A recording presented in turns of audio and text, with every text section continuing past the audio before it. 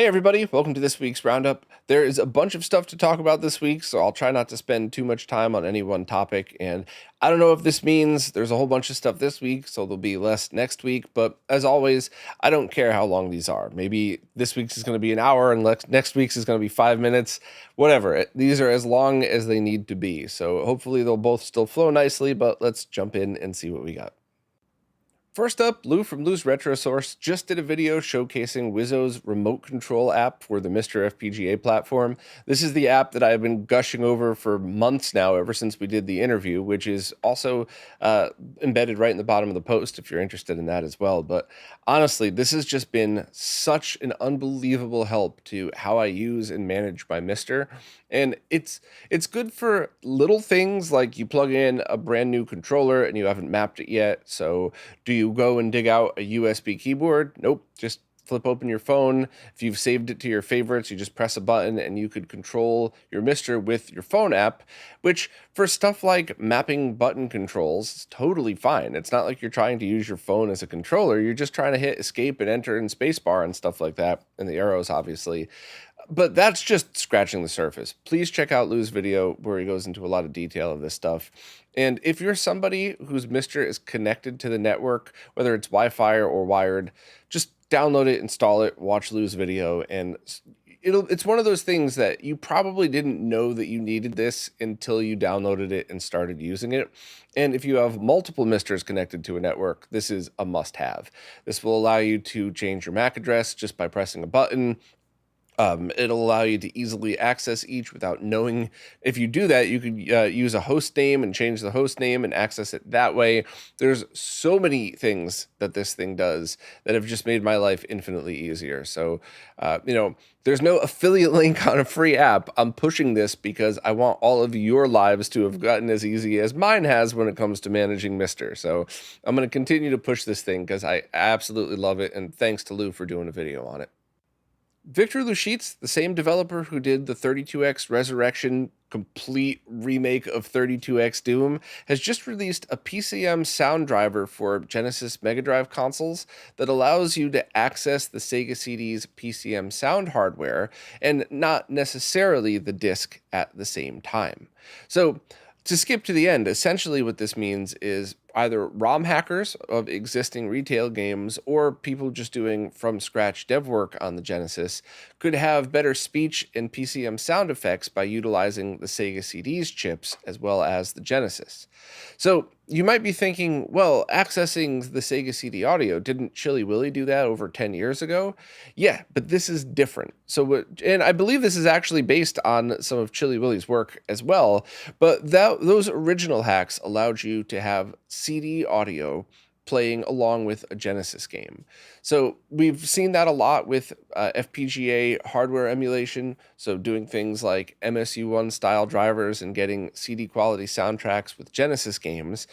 And while this could allow for that as well, the very cool feature is even if your Sega CD's drive is dead, you could still use original hardware to access those Sega CD's sound chips. So you don't necessarily have to use CD audio. You could just use PCM samples for this. So I thought that was a really cool and unique way of going about doing it. Obviously, this could be implemented very easily into any of the FPGA or software emulation solutions for doing this.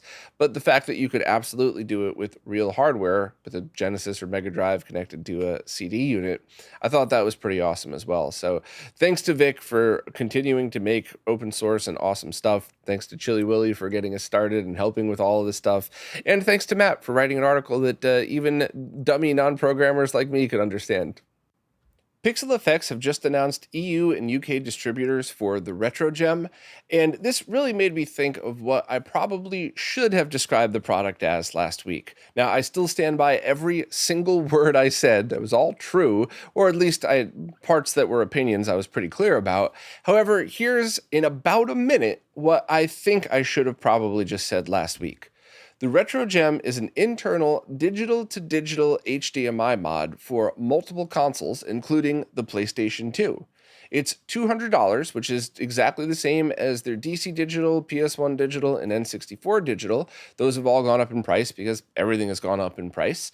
And it is the same price with the same features, except their focus is now going to be on this product because it should be easier to keep this one main board in stock and then have adapters that allow you to use them in all of those different consoles as well as some other ones. Now, although the price is $200, there are some discounts available for people in specific situations. I think the number one easiest thing to visualize would be if you are overseas somewhere outside of the US, you could 100% legally buy the cheaper software version. Same hardware, but cheaper software. You pay import taxes on that, and then as soon as it's installed in your console, then you pay to have it upgraded, and it's basically the same price. You just save quite a bit of money in import costs. I also think this is great for people who might just want to spend that extra money on a good quality installer and then upgrade software later on if they choose to.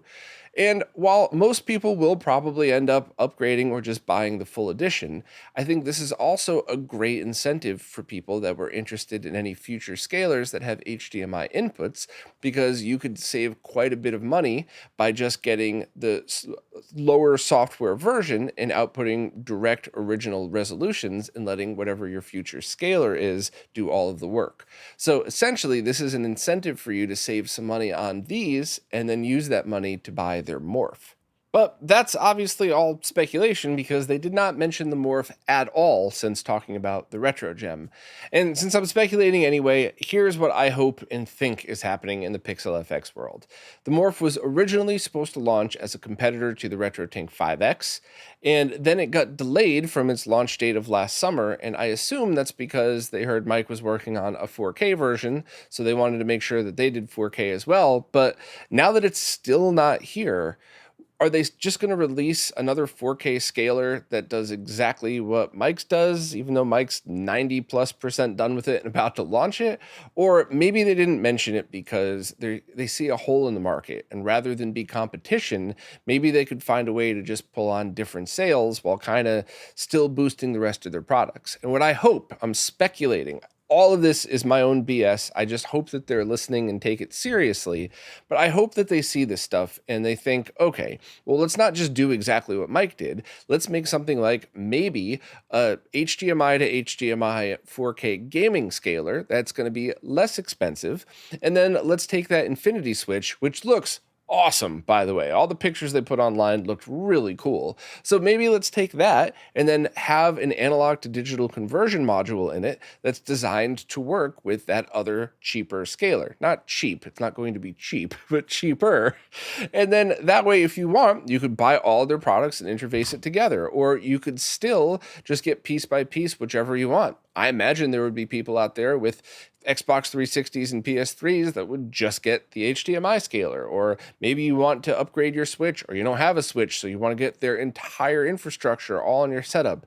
I just really hope they take a step back and realize that, building the same thing that other people are doing with a little bit of your secret sauce on it is just going to create needless competition, and maybe they'll look at this as a way to boost sales in a way that no one else has really stepped up to the plate and done. And if that is why that there's a delay, once again, speculation, I am wholeheartedly behind them and I will promote the ever-living heck out of it. I just hope that it's a real product and it's not vaporware, because let's just be honest. I have had to promote products that I've been asked to promote that are still not here, like the DS Consolizer, the 3DS Consolizer, the Game Gear Consolizer, the Game Boy Player Consolizer, Game Boy Advance SP Consolizer, and the Neo Geo Pocket Color Consolizer.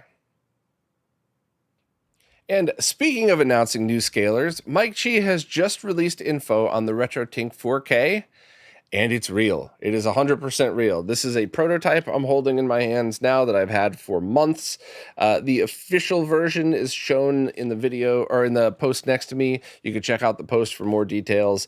And I have just been waiting forever to talk about this thing. As always, I always keep my mouth shut when it comes to prototypes and beta testing, but I've been using this for a while, and there's so much to talk about. I want to give a very short and basic update now because I think a lot of the features that I've been testing that are my favorites require a full-length video to really demonstrate why it matters at all. But I have to talk about one thing first to make sure I get everybody's expectations in check: the price.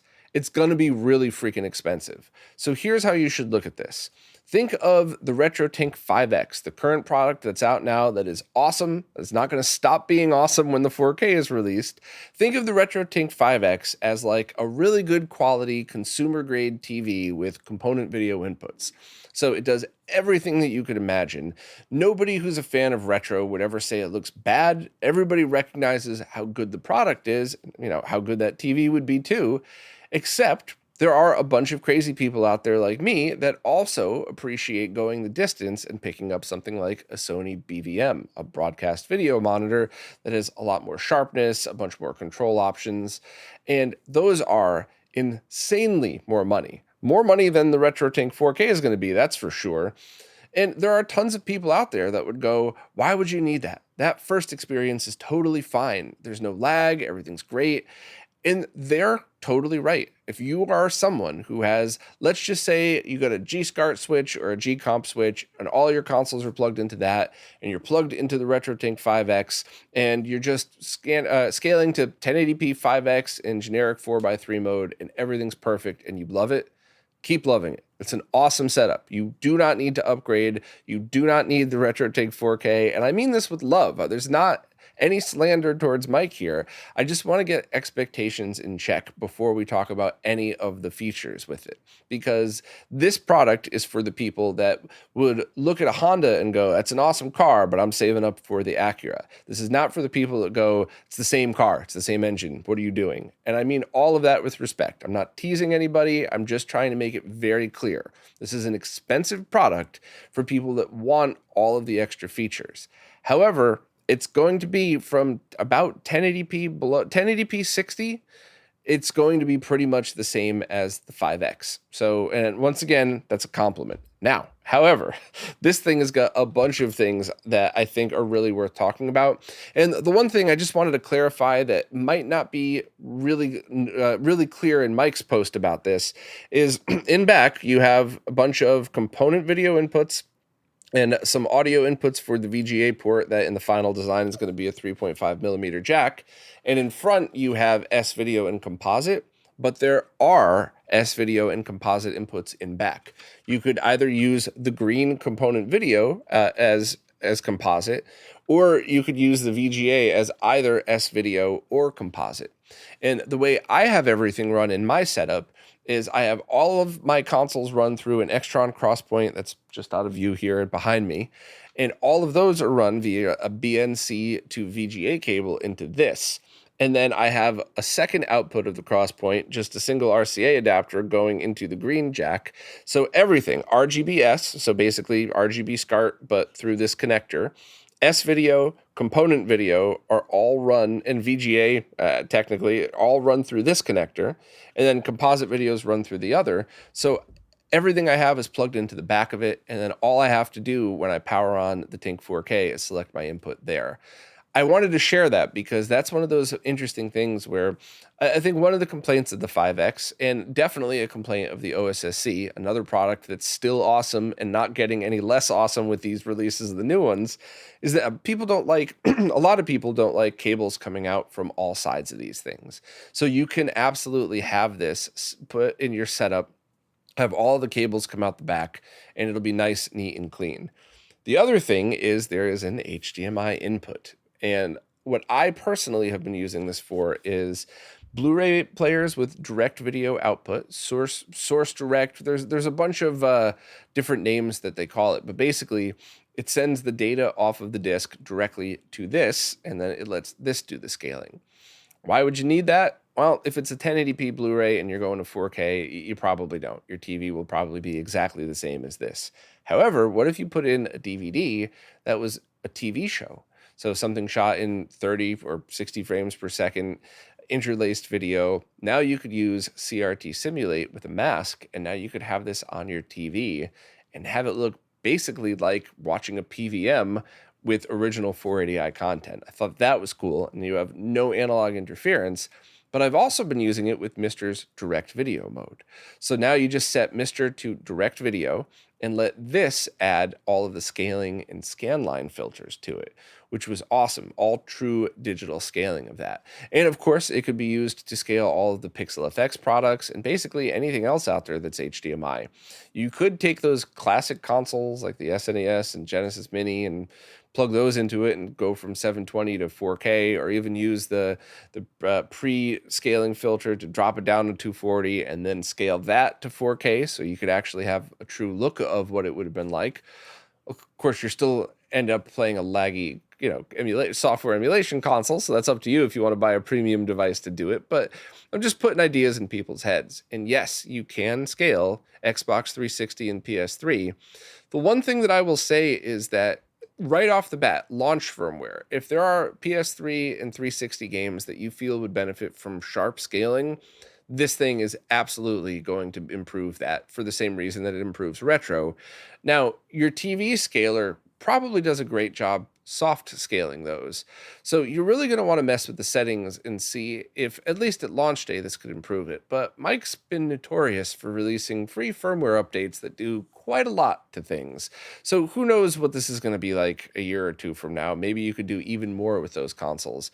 But really, this is basically everything the RetroTINK 5X can do, with some slight improvements on the analog side. The 5X is still incredible on that.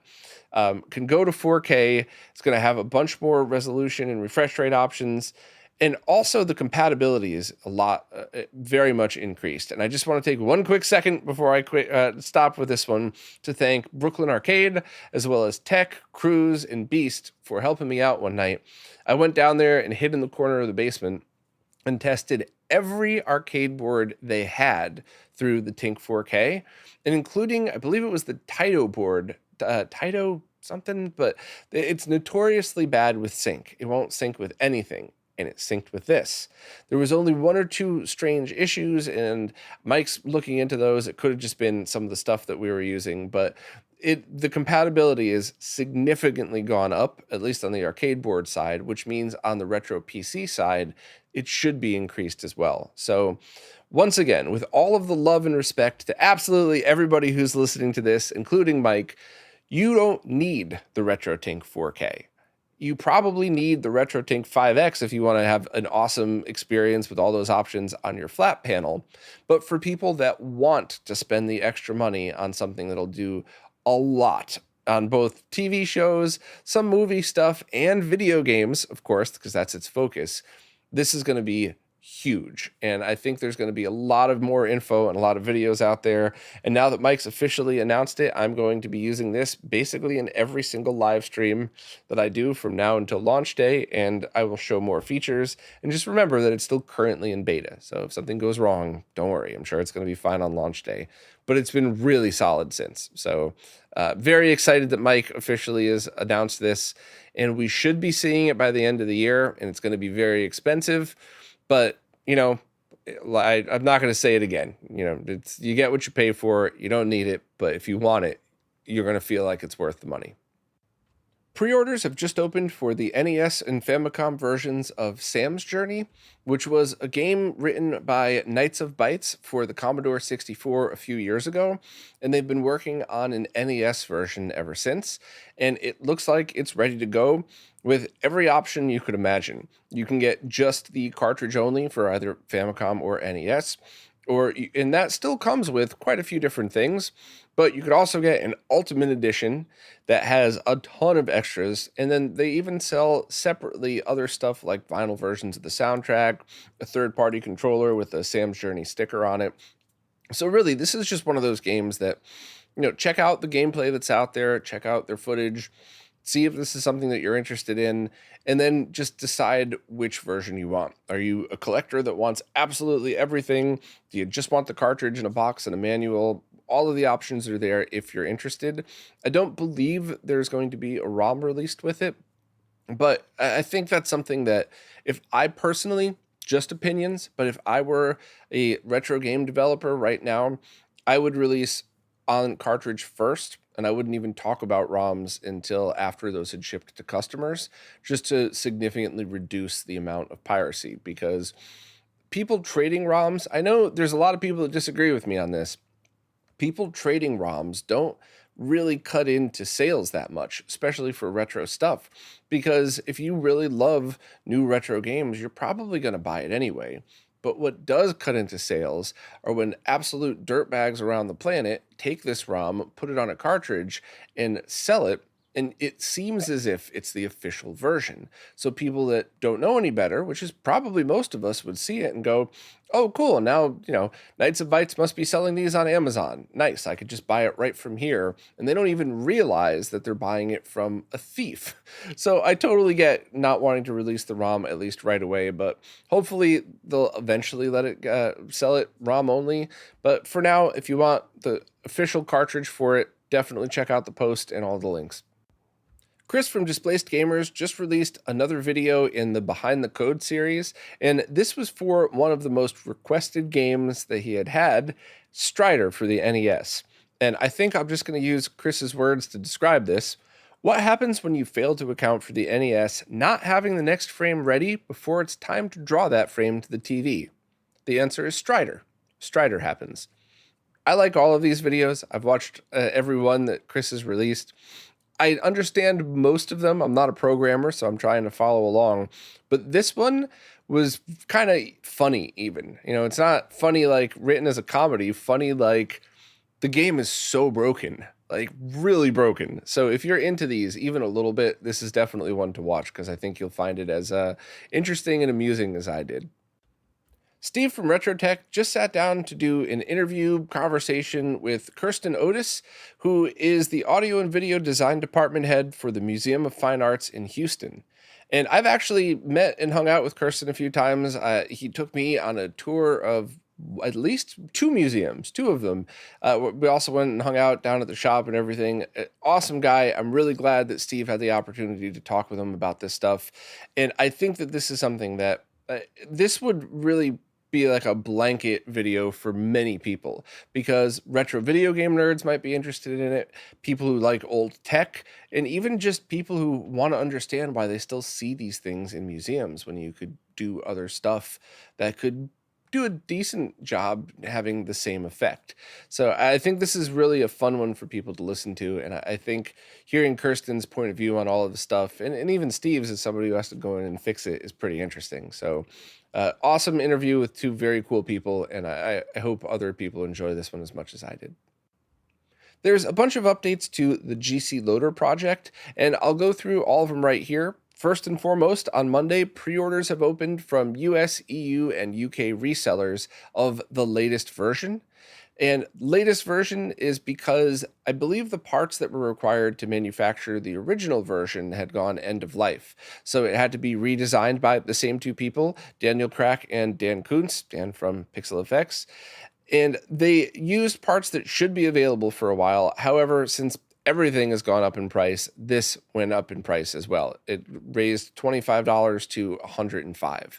So maybe that's still totally under your budget, or maybe you look at alternative solutions. Either way, I think it's one of those things where it is what it is. It had to go up in price. Now, this should have exact same functionality as the last batch that had been out there. Even though it's different parts, it should work exactly the same. Full Swiss compatibility, including write support, faster load times. However, this does seem to have a Wi-Fi chip on it. Now, Daniel said that they're hoping to be able to play games online with it.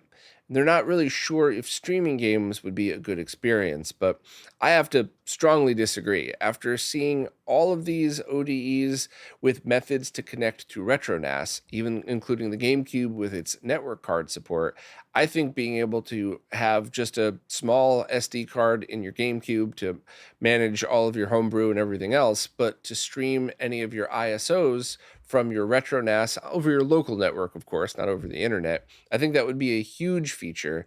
And I think this is once again one of those things where people might not realize how awesome that is until they've tried it. And I thought it would be neat until I've been running everything off of my Retro NES ever since I installed it well over a year ago. So hopefully that functionality will come sooner rather than later, and hopefully there won't be any limitations.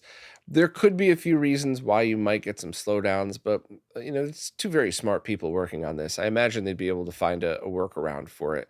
And I do really want to see all ODEs in the future have at least an optional plugin for Wi-Fi or some kind of network access for this exact reason. So, as usual, it's the same shape, the same install. So if you want to install it with a 3D printed tray and an SD card extender, just check out all the stuff that Laser Bear sells with it. And hopefully it'll still be in stock or still available to pre-order by the time you hear this. I would hope that they would have made enough to go around and it wouldn't just sell out immediately. But even if it did, I just at least wanted to give updates on the project, verify that there is a price increase and it is different hardware, but it's the same exact functionality other than the Wi-Fi chip built in. You don't lose any functionality with this. So hopefully that's all the info you needed. Bitmap Bureau have just opened pre-orders on a Super Nintendo and Super Famicom version of XenoCrisis.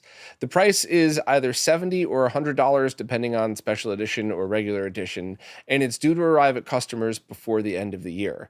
There's both the Super Famicom and SNES, and the box art and cartridge match exactly as you would expect. And I think one of the coolest things about this is they run in true 60 frames per second, which the team had speculated that it wasn't even possible to do so, but because of a custom cartridge that they're using, they're able to pull it off. Now, the custom cartridge probably means that it'll never be available as a ROM, but there are many different ways to play XenoCrisis nowadays, and I think offering a cartridge on the Super Nintendo is absolutely a way for retro SNES fans to play and own this game on their console and really just have an awesome experience. So if you want to see a demo, they have a post up on social media flexing their awesome XM29 monitor. I miss mine. That thing was so awesome. So check it out if you're interested, and pre-orders are open right now. 8BitDo is now selling a new white version of their M30 controller that has a color scheme styled after the Japanese-only HSS 0101 Sega Saturn gamepad. So it doesn't look like the Saturn gamepad, it's just the color scheme. And it comes in Bluetooth or 2.4 gig versions, and the 2.4 gig has an included USB receiver. So this thing, basically, if you like the original 8BitDo M30 and you want it in a very cool looking color scheme, this is definitely the one for you. The price is the same and it's available right now. It's not a pre-order or anything like that. I believe on Pork's site, on the Mr. Add-ons latency sheet, it performed pretty well. The only thing that I would add is that if you're looking to connect this to a Saturn, you would need one of the Saturn Bluetooth solutions. And if I remember correctly, one is coming up for order or pre-order soon. If I missed it, please make sure to attack me with pitchforks in the comments. But I'm pretty sure that's coming up soon. And we'll, of course, let you know unless I massively screwed up. And that way, if you wanted to, you could just pair this with a real Saturn with Bluetooth, or you could just use it with anything at all in using the USB dongle the 2.4 version would come with. Now it's time for this week's Mr. Updates, care of Lou from Lou's Retro Source. As usual, I'm going to skim through these, but if you hear anything that piques your interest, please go and watch Lou's video where he shows visual examples and has much more details of this stuff. First up, developer Reiki has fully extracted schematics for the Konami SCC chip, and this was used in the MSX, but this also could be used for a City Bomber or Haunted Castle core, so that's pretty cool that has progress on it. Also, Psy2002 on GitHub is working on porting Mr. cores to the Mega 65, which is a complete 8-bit computer running at around 40 times faster than a Commodore 64, while still remaining pretty compatible. Hans Bayer, who's working on the Mystex project, says that this work will be very useful for the Mystex, which is also porting a lot of the stuff from Mr. over. So I don't want to repeat myself. Go back and listen to the interview with Hans if you want to hear more about Mystex, but I just think that's going to be the most exciting thing starting probably a year from now in the Mr. world, because it basically would allow the same stuff on multiple hardware. So very cool that people are putting the work in to do so. And it seems to be done in a way that's very respectful, not like, screw Mr., I'm making my own hardware. Like, it all seems like it's part of the same ball of fun, I guess.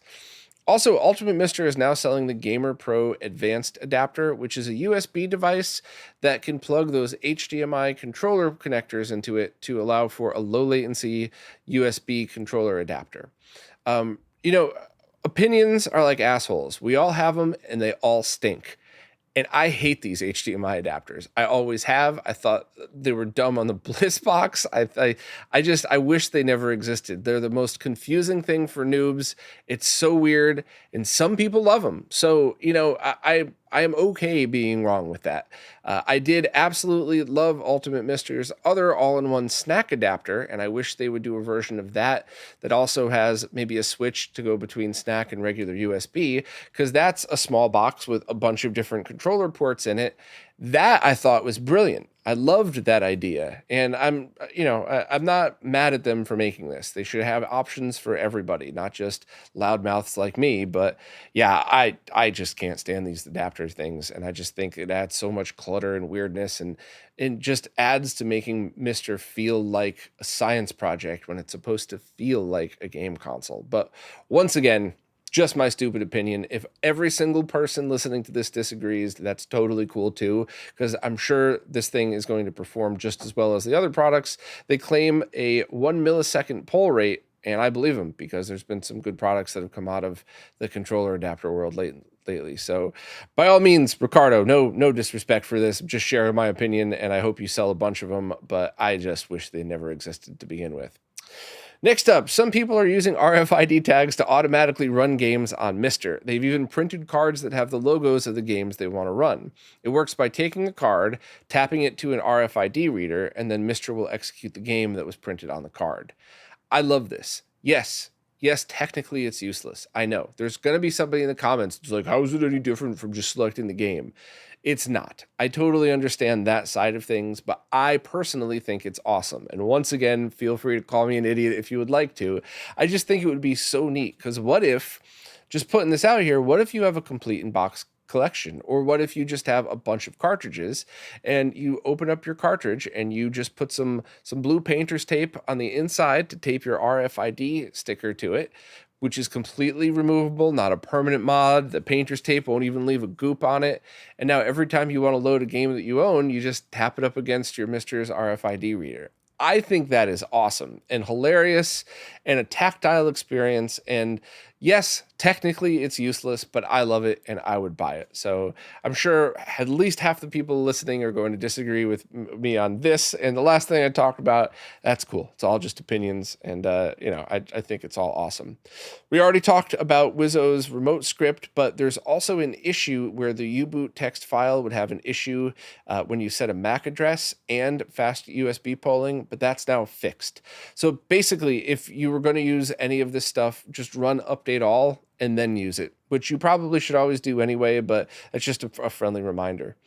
Wizzo has also made his experimental user interface for Mister public, so if you wanted to check it out, you could go over to GitHub and download it, and I really hope a bunch of people jump on this and make this into an elevated Mister UI, if you will, because I definitely think that's one thing missing from the project. Not needed.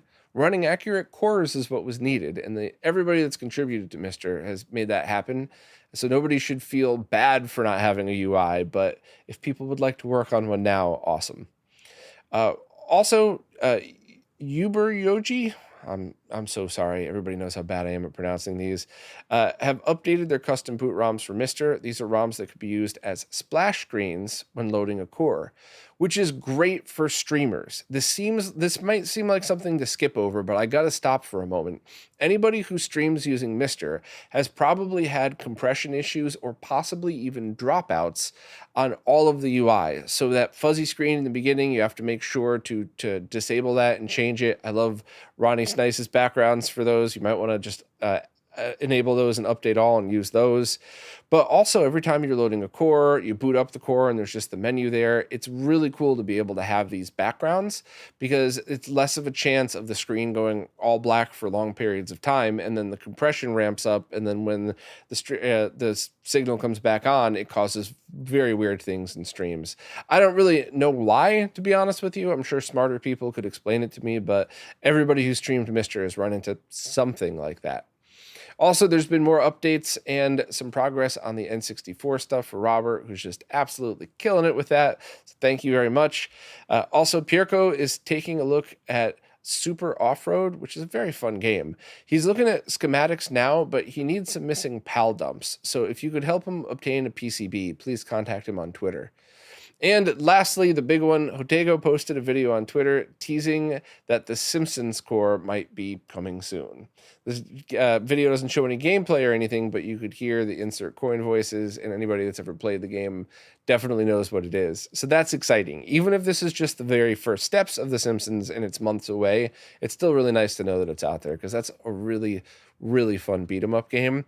And I don't know about you all, but that's one of the games that when I had my multicade machine back in my old apartment, we used to have tons of people over after the bar on Fridays and Saturdays. That would always be the game people would want to play who were not gamers. That was like the gateway drug for people who, would casually play in arcades as a kid, but never really get super into it. And then, of course, all the fighting games were for all the hardcore gamers. But that's exciting. I would love to add that to the Mister, so I could have just casual gamer friends come in and enjoy a fun session on that. But as usual, thanks to Lou for taking the time to do all this stuff. There's no way I could keep up with everything going on in the Mister world. So please don't forget to subscribe to his channel. Super appreciate all his work. The developer Infidelity has just released his latest NES to SNES conversion, and this time it's for the game DuckTales. And I recently streamed it, and other than being not very good at playing the game, I loved it. It was so awesome. There was no slowdown. There was so much reduced sprite flicker. I didn't run into I think there was one bug I ran into that Infidelity already fixed before, within a day, I think, before the public release. It's just absolutely awesome. So you got everything that you wanted out of this.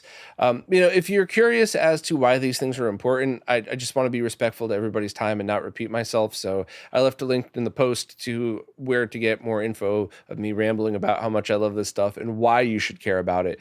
But basically, less sprite flicker, less or no slowdown. And you have the ability to add MSU1 audio conversions to it, so you could add CD quality audio soundtracks.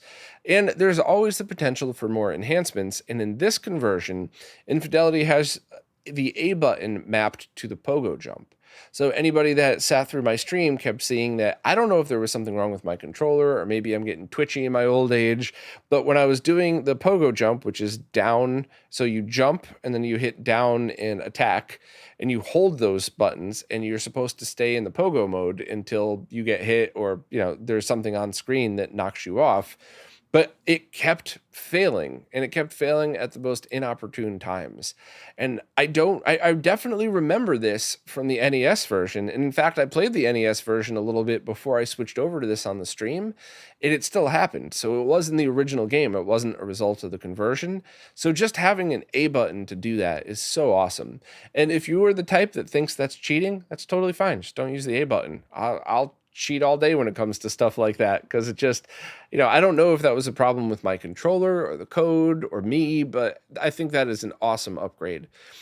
This one doesn't seem to have color palette selection like Zelda, but this is just my opinion. Please, please, please let me know if you disagree, because maybe I'm missing something here. But I thought it looked perfect in whichever color palette Infidelity chose for this one. Whereas games like Zelda, I really think that there is no right answer. I think the colors that the developers chose for that game when they were making it in composite video, I just don't think they translated as well to RGB. And I think I think that's why it's so hard to tell for most people what your favorite palette for that game is, because it was never perfect when you're playing it in RGB. Whereas this one, I never once found an area where I was like, the colors felt a little off. Not a single time. So please let me know if I'm missing something, but I don't think extra color palettes are needed. I think it's exactly as it should be, but maybe I'm missing something. So, as always, I'm all ears. But if you would like to support the developer infidelities work and you'd like to see more of those, please consider signing up for Patreon. As much as it's awesome that these things are free, and if you don't really care and you just want to casually try it, it's really cool.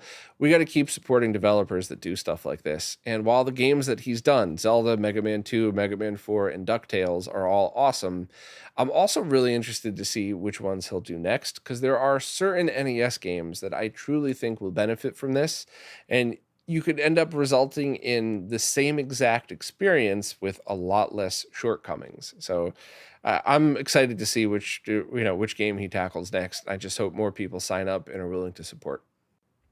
Well, that's it for this time. I hope I was able to keep my rambling in check, but still add thoughts where I really felt like I wanted to share my opinions with everybody. And, once again, not to beat this to death, but I try very hard to make it clear when my opinions are opinions and when something is a fact. And it's always okay to disagree with my opinions. And you're welcome to tell me that in the comments. Now, of course, the ruder you are in the comments, the less seriously you're going to be taken, but welcome to being a human. That's not my problem. But honestly, I'm always interested in your feedback, and I always try to improve and get better. And it's always just such a hard balance trying to get information out there that people who just are getting into the scene can understand, but also people who have been listening to this podcast and in the scene forever. I don't want to bore them to death. And I'm also talking to people behind the scenes, other developers, stores, people that we all work with together, so they could kind of hear what to expect behind the scenes. But I also don't want to talk too much about that because I don't want to bore everybody else. So it's always a very delicate balance, and I never get it right, but I think I've gotten less bad at it over the years. But always feel free to share your thoughts on it. And if some of my opinions are just getting too annoying, I'll stop sharing them. That's fine. I just sometimes I just like chatting, and other times I really feel like my opinion should be taken seriously because I have a very long background of development, making products, shipping products to consumers, working with devs, working with sales. So I feel like a lot of these opinions come from me saying, no, I've made that mistake before a lot. It cost me a lot of money. Listen to what I'm saying. So, I'm trying my best to help, but you can't win them all. So thank you very much to everybody who sits through all of this stuff, who voices your opinions, even if they're completely different than mine. Thanks to everybody who plays nicely in the comments, and especially thank you to everybody who supports, because it is you who is keeping all of this stuff going. And I just so grateful and happy to still be doing this after so many episodes and years. So thank you all so much, and I'll see you next week.